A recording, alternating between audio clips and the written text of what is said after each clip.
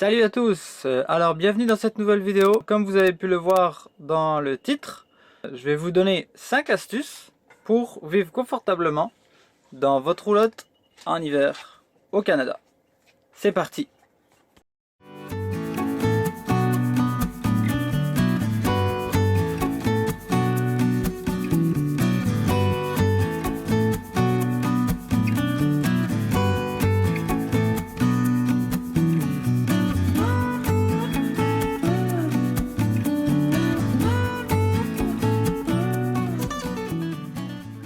Point numéro 1, la gestion de l'humidité. Comment on gère l'humidité dans une roulotte en hiver? En hiver, on n'a pas d'autre option que de garder les évents disponibles à l'ouverture. Donc on a les vents de la salle de bain avec un ventilateur pour la douche évidemment. Quand on prend notre douche, il faut évacuer l'eau, l'humidité pardon. Et on a gardé les vents qui est au centre de la roulotte aussi. Donc premier point, l'humidité à gérer, c'est très important. Oubliez pas, n'hésitez pas même, je vous dirais, à mettre un chauffage, un coup de chauffage. Des fois, on nous met le chauffage à 25, on le met jamais à 25, mais des fois, on le met à 25 juste pour chauffer, chauffer, chauffer au maximum, puis évacuer. En même temps, on ouvre, puis ça enlève vraiment 80% de l'humidité qu'on a dedans là. Donc, n'hésitez pas à faire ça. Vous allez voir, c'est basé surtout sur 5 points à gérer. Donc 5 gestions de votre environnement. Donc point numéro 2, la gestion de votre électricité. On a pris un kit solaire vraiment standard. Allez pas dépenser là, des milliers de sous, d'argent, de dollars ou d'euros pour ceux qui nous regardent sur un kit solaire qui va être révolutionnaire. Moi, j'ai pour m'en dire que, ok, si vous en avez plus, vous allez en consommer plus.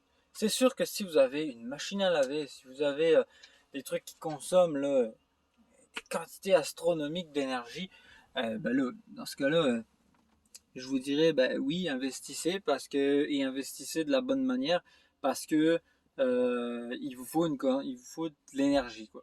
Mais si, comme nous, vous n'avez pas beaucoup de besoins, si vous êtes capable de recharger vos éléments quand il fait du soleil. Nous, on a un panneau qui fait 360 watts de mémoire, ça doit être ça. On a un convertisseur 40 ampères, je pense, pas un convertisseur, pardon, un MPPT 40 ampères. Et on a deux batteries en 6 volts, de chacune 225 ampères heure. Donc on a 225 ampères heure puisqu'on est en 12 volts. Donc ça sert à rien d'aller chercher des gros kits, sauf si vous, comme je dis, si vous avez une famille ou que vous avez des grosses consommations d'électricité. Là oui, peut-être que ça peut être utile d'avoir de plus gros en fait là, en termes de kit solaire.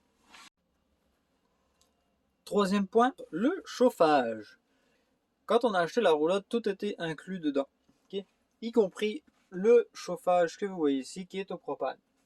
Donc nous on s'est dit ok, on pourrait l'utiliser, on pourrait juste garder ça. Sauf que on a tout au grand complet, tous nos trucs qui sont supposément électriques dans une maison, nous sont au propane. Donc on a le chauffage au propane, on a le frigo au propane, on a le poêle au propane, on a le chauffe-eau au propane. Et là on s'est dit, ok, mais si il arrive un problème avec le propane, un tuyau qui pète, peu importe, quelque chose qui marche pas dans le propane, on n'a plus de chauffage, on peut plus faire à manger, on peut plus avoir de frigo, bien qu'ici en hiver il fait froid, fait que c'est correct, mais on peut plus avoir d'eau chaude, tout va geler. Donc on a acheté un petit chauffage au diesel, comme vous avez pu le voir dans les anciennes vidéos. Et honnêtement, ça fonctionne, numéro 1, ça consomme pas grand chose. Et troisième gros point, il est allumé en ce moment et vous ne l'entendez pas du tout. La gestion de votre chauffage, allez-y encore une fois avec logique pour compléter en fait votre chauffage au besoin. Mais généralement, si vous partez juste une fin de semaine, ça devrait fonctionner correctement. Quatrième point, la gestion de votre eau. Alors ce point-là, il va être quand même très rapide, puisque il n'y a pas grand-chose à savoir, à part que il faut gérer son eau en hiver pour pas que ça gèle, évidemment.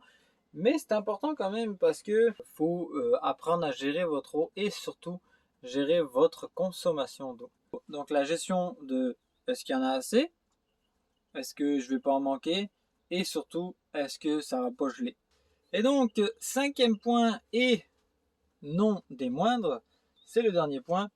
Alors j'aurais pu vous parler de plein de choses comme j'ai parlé un peu des ressources, mais j'aurais pu aussi vous parler de tout ce qui est calfeutrage des vitres, tout ça.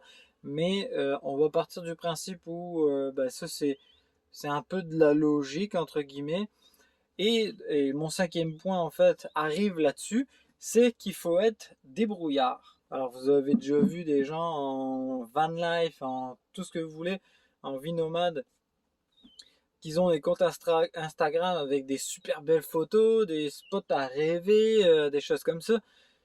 Mais il faut pas se leurrer, c'est jamais, jamais, jamais comme vous l'avez imaginé. Ok? Ça peut être parfois comme vous l'avez imaginé, mais c'est pas toujours comme ça. Il faut être débrouillard. Parce que si vous n'êtes pas débrouillard, vous pouvez l'apprendre, c'est sûr. Ça s'apprend même sur le tas, il y en a plein qui le font. Et je vous encourage à le faire d'ailleurs parce que comment dire, c'est trippant. Merci à tous d'avoir regardé cette vidéo. Pensez à ces 5 points-là et vous allez voir que la vie nomade, ça peut être souvent, très souvent, le fun. Là-dessus, je vous dis à bientôt, à la prochaine vidéo. Peut-être dans pas longtemps, peut-être dans longtemps, je ne sais pas, puisqu'on n'a pas de, on se donne pas de délai, puisqu'on est vraiment très occupé en ce moment. Donc, on essaye de faire des vidéos de temps en temps, mais des fois c'est un peu plus difficile. Donc, à bientôt. Bye bye.